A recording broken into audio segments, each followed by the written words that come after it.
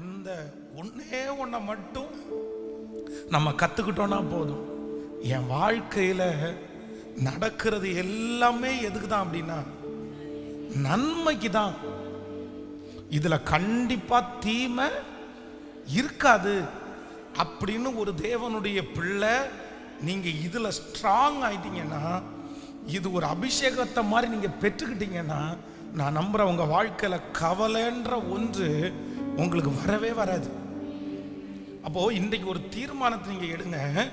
எது நடந்தாலும், உங்கள் வாழ்க்கையில் எது நடந்தாலும் முதல்ல உங்கள் மனசு என்ன சொல்லணும்னா, கண்டிப்பாக இதுலேயும் ஒரு நன்மை சொல்லுங்க எல்லாருமே, இதுலேயும் ஒரு நன்மை இருக்கும், இதுலேயும் ஒரு நன்மை இருக்கும். இப்படி நீங்க நினைப்பீர்களே ஆனால் சீக்கிரமா என்ன பார்ப்பீங்க அப்படின்னு சொன்னா, அந்த நன்மையை உங்களுடைய கண்கள் காணும். நான் இப்படி ஏமாந்துட்டேனே, நான் இப்படி விட்டுப்புட்டனே.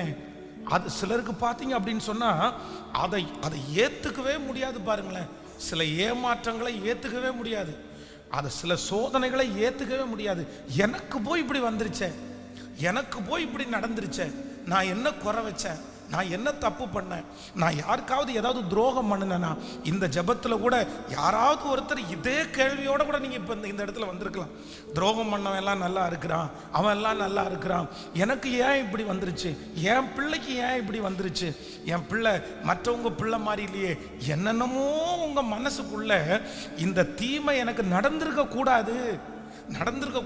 அதை உங்களால் ஏற்றுக்கக்கூடிய மனப்பான்மை கொஞ்சம் கூட இல்லாமல் இருக்கலாம். ஒரு % கூட இல்லை, என்னால் ஏற்றுக்கவே முடியாது. அது எப்படி நடக்கலான்ற ஒரு பெரிய கேள்வி இருக்கலாம். ஆனால் ஒன்று நீங்கள் மனதிலே ஆணித்தரமாய் நீங்கள் நம்புங்க. நீங்கள் ஆண்டவரை நேசிப்பீர்களே ஆனால், நீங்கள் ஆண்டவருடைய பிள்ளைகளாக இருப்பீர்களே ஆனால், அந்த காரியத்தை குறித்து நீங்கள் கவலைப்பட வேண்டிய அவசியம் இல்லை. அது கண்டிப்பாக தீமை அல்ல. ஆண்டவர் அதில் ஒரு நன்மை வைத்திருக்கிறதை சீக்கிரமாய் அந்த நஷ்டத்தில் கர்த்தர் ஒரு நன்மையை வெளிப்படுத்துவார்.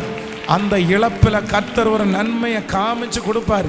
அந்த வியாதியில் கர்த்தர் ஒரு நன்மையை கண்டிப்பாய் கர்த்தர் காண்பித்து கொடுப்பார். ஹல்லேலூயா.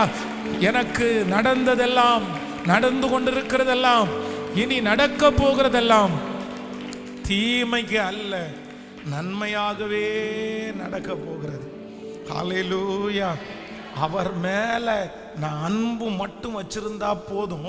இதை வேதத்தில் ஆண்டவர் அப்படியே நிறைய பேருடைய வாழ்க்கையில் என்ன பண்ணியிருக்கிறார்னா, நமக்காக கர்த்தர் திருஷ்டாந்தரப்படுத்தி இருக்கிறார். இவங்க வாழ்க்கையை பாரு, இந்த பரிசுத்தமானுடைய வாழ்க்கையை பாரு அப்படின்னு ஒவ்வொருத்தரையா ஆண்டவர் காமிச்சு சொல்றாரு. இது தீமை இல்லை, நன்மைக்காகவே அப்படின்னு காமிச்சிடாரு. ஆண்டவருடைய பிள்ளைகளே, வேதத்தில் இந்த சில இழப்புகளை எல்லாம் நம்ம சகிச்சுக்கலாம். நன்மைக்கு அப்படின்னு சொல்லலாம். சரி, ஒரு வேலை என்னை விட்டு போயிருச்சு, ஆண்டவர் இதோட பெஸ்ட் வேலையை தராரு, இது நன்மைக்கு. சில பலவீனத்தை கர்த்தர் அனுமதிக்கிறாரு, நன்மைக்கு. எல்லாத்தையுமே நம்ம நன்மைக்குன்னு சொல்லுவோம். ஆனால் ஒரு தேவனுடைய பிள்ளை நன்மைன்னு சொல்லாத ஒன்று என்ன அப்படின்னா, இந்த மரணம்ன்ற ஒன்றை என்ன சொல்ல மாட்டாங்க நிறைய பேர். அது எப்படி நன்மை அப்படின்னு சொல்லுவீங்க? அந்த மரணத்தை மட்டும் நம்ம நன்மைன்னு சொல்ல முடியாது. உயிரோடு இருந்து பிரச்சனையை சந்திச்சா சரி அது மாறும், அதுல இருந்து கர்த்தர் ஆசீர்வதிப்பாரு அப்படின்னு நம்ம நினைப்போம். ஆனா வேதத்துல ஆண்டவர் எதை நன்மையாய் முடிய பண்ணியிருக்கிறாருன்னா, மரணம் கூட சில குடும்பத்தில் நடந்ததை கர்த்தரது தீமை அல்ல, அது நன்மையாய் கர்த்தர் முடிய பண்ணியிருக்கிறார். ஹல்லேலூயா. நீங்கள் நகோமியினுடைய வாழ்க்கை இதற்கு ஒரு மிகப்பெரிய உதாரணம். அப்படின்னா அவங்க ஃபேமிலியாக அந்த தேசத்தில் பஞ்சத்தினால பஞ்சம் பொழிக்கிறதுக்காக இன்னொரு தேசத்துக்கு போகிறாங்க. போகும்போது என்ன நடக்குது அப்படின்னு சொன்னால், ஒரு பெரிய தீமை அங்கே நடக்குது. தன்னுடைய கணவனார் இறந்து போயிட்டாரு, தன்னுடைய பிள்ளைங்க 2 பேரும் இறந்து போயிட்டாங்க. இப்போ அந்த ஸ்திரீ வேதம் சொல்லுது, ஒரு தனித்த ஒரு நிலைமையில் வர்றாங்க. ஆனால் தன்னுடைய தேசத்திற்கு திரும்பி வரும்போது எதுவுமே அங்கே இல்லை. நான் நிறைவுள்ளவளாய் போனேன், கர்த்தர் என்னை இப்போ எப்படி அனுப்பியிருக்கிறாரு, குறைவுள்ளவளா அனுப்பி இருக்கிறாரு. என்ன நகோமி அப்படின்னு சொல்லாதீங்க, என்ன மாறாள்னு சொல்லுங்க. எனக்கு பெரிய கசப்பு வந்துருச்சு, எனக்கு தீமை நடந்துருச்சு, எனக்கு நடந்தது மாதிரி யாருக்குமே நடக்க கூடாது அப்படின்னு தன் வாழ்க்கையிலே சந்தித்த அந்த இழப்பை, அவ்வளோதான், இது சாகிற வரைக்கும் தீமை தான், இது கண்டிப்பாக நன்மை ஆகாதுன்னு நினைச்சாங்க. ஆனால் வேதம் சொல்லுகிறது, கர்த்தர் அவளுடைய மகள் இருந்தா கூட இப்படி இருக்க மாட்டாங்களாமா.